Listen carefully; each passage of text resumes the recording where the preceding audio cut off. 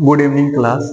आज हम लोग देखते हैं टेटोलॉजी ऑफ हाइलाइट के पैलिएटिव सर्जरी के पोस्ट प्रोसीजर और वाटरस्टोन शंट के बारे में कि ये दोनों क्या होता है। देखिए, पैलिएटिव सर्जरी आपको पता ही होगा कि कुछ वीक के लिए या कुछ मंथ के लिए किया जाता है ताकि जो बेबी है वो सरवाइव कर सके, ताकि उसके बॉडी को ऑक्सीजनेटेड ब्लड की सप्लाई जितना हो सके वो हो सके।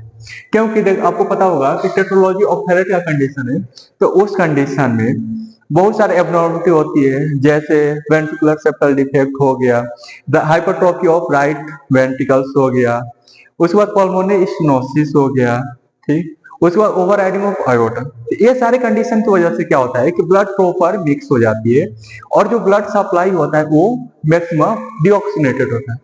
और यदि ब्लड डीऑक्सीनेटेड है तो क्या वो हमारे बॉडी के लिए यूजफुल है? नहीं। तो हम बच्चे को सरवाइव रखना है, साइनोसिस से बचाना है, तो क्या करना पड़ेगा? पड़ेगा नहीं, करना पड़ता है पोस्ट प्रोसीजर और वाटरस्टोन शंट। एक मेनली किसमें देखते हैं? टेटोलॉजी ऑफ हाइलाइट के कंडीशन में। ओके, तो देखते हैं कि पोस्ट प्रोसीजर में क्या किया जाता है। तो पोस्ट प्रोसीजर में डिसेंडिंग आयोटा। कौन सी आयोटा? Descending iota. आयोटा तो पता ही होगा कि नॉर्मल कंडीशन में ऑक्सीजनेटेड ब्लड को पूरे बॉडी में सप्लाई करता है, ठीक। और वहां कहां से निकलता है? लेफ्ट वेंट्रिकल से, ठीक। लेकिन जो टेटोलॉजी ऑफ हाइलाइट का कंडीशन है, तो उसमें जो ब्लड सप्लाई हो रहा है वो पूरी तरह से ऑक्सीजनेटेड नहीं है। और दूसरी कंडीशन टेटोलॉजी ऑफ हाइलाइट में पल्मोनरी स्टेनोसिस। क्या है? पल्मोनरी स्टेनोसिस है, तो इसके वजह से लंग तक भी ब्लड की सप्लाई नहीं हो पा रहा।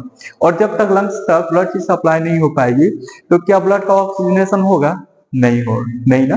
तो देखिए, बस यही कंडीशन होता है कि हमें क्या करना है इन दोनों प्रोसीजर में कि हमारा जो ब्लड है, डीऑक्सीनेटेड ब्लड, वो कहां तक सप्लाई हो सके? लंग्स तक। कहां तक?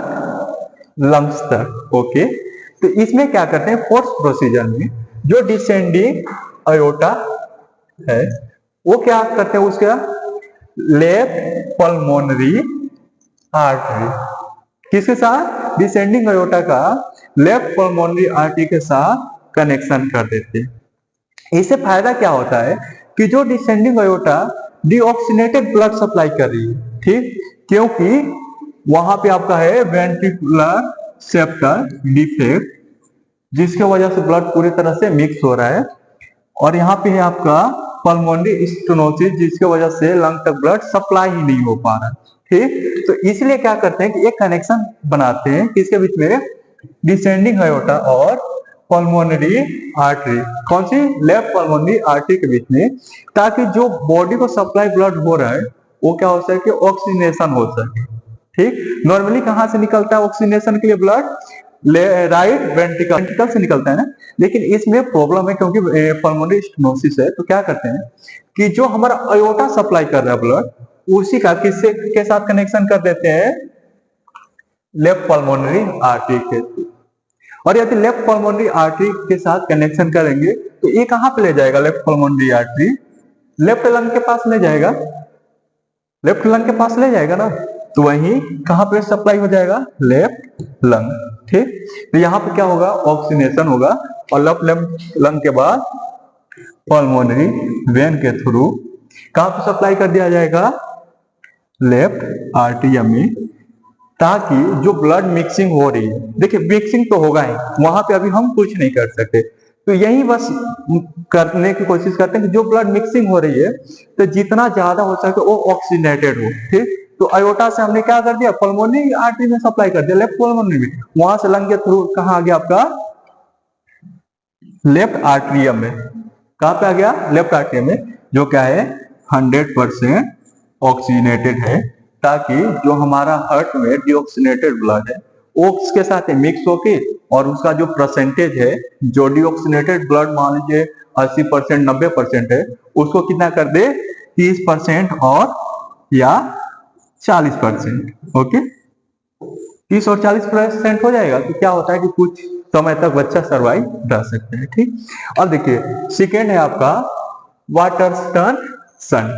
ठीक, सेम ऐसा ही है जैसे फोर्थ प्रोसीजर है, सेम ऐसा ही है क्या आपका वाटर टर्न सन। इसमें क्या करते हैं कि जो असेंडिंग अयोटा, ठीक, अयोटा एक ही है। ठीक, जब अपर साइड में जाती है तो उसको असेंडिंग बोलते हैं, अब जो लोअर साइड में वहीं घूम के आने लगती है तो उसी को क्या बोलने लगते हैं, डिसेंडिंग अयोटा। ठीक, तो यहाँ पे कंफ्यूजन नहीं होगा कि मतलब ना होइएगा यहाँ पे असेंडिंग अयोटा और यहाँ पे डिसेंडिंग अयोटा कोई अलग अलग नहीं, एक ही है, बस ये क्या है कि घूम के आगे आ गई है। तो इसको कहाँ पे डिसेंडिंग अयोटा के पास में कनेक्ट कर देते थे, अब इसको क्या करते हैं, असेंडिंग अयोटा है जो उसका किसके साथ करेंगे, राइट पल्मोनरी आर्टरी के साथ।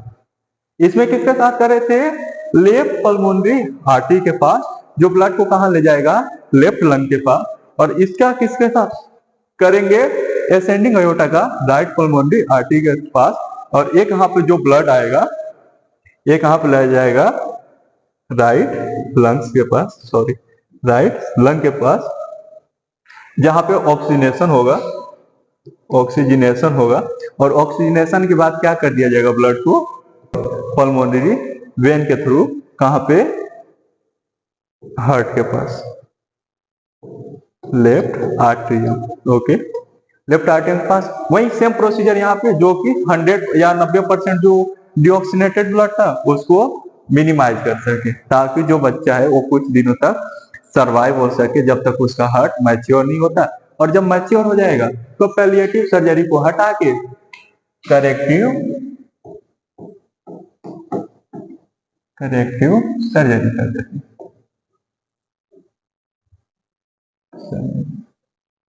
और करेक्टिव सर्जरी में जो जो प्रॉब्लम है एबनॉर्मलिटी उसको क्या कर देते हैं, करेक्ट कर देते हैं, ताकि बच्चे आगे सर्वाइव हो सके। Thank you class.